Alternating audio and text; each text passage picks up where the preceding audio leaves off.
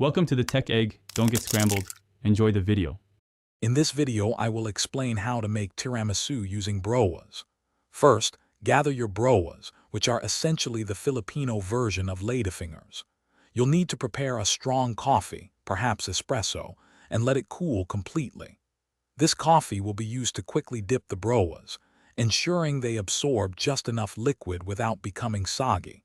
This initial step is crucial for building the foundational flavor and texture of your tiramisu dessert.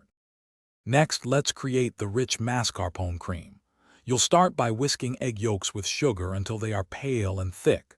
Then, gently fold in the mascarpone cheese until it's fully incorporated and smooth. In a separate bowl, whip egg whites to stiff peaks.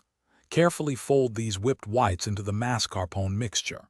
This technique ensures a light and airy cream, essential for a classic tiramisu texture. Now it's time to assemble your tiramisu. Begin by quickly dipping each broas into the cooled coffee mixture, making sure not to oversaturate them. Arrange a single layer of these coffee-soaked broas at the bottom of your serving dish. Follow this with a generous, even layer of the mascarpone cream. Repeat these layers, finishing with a final layer of cream on top. This layering creates the beautiful visual and textural contrast. Finally, the most important step for a perfect tiramisu is chilling.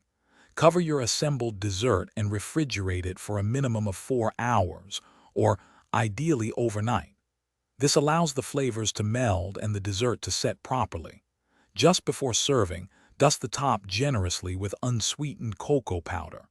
Serve your broas tiramisu chilled to enjoy its delightful layers and rich, creamy taste. Thanks for watching. Consider subscribing if I helped unscramble your problems.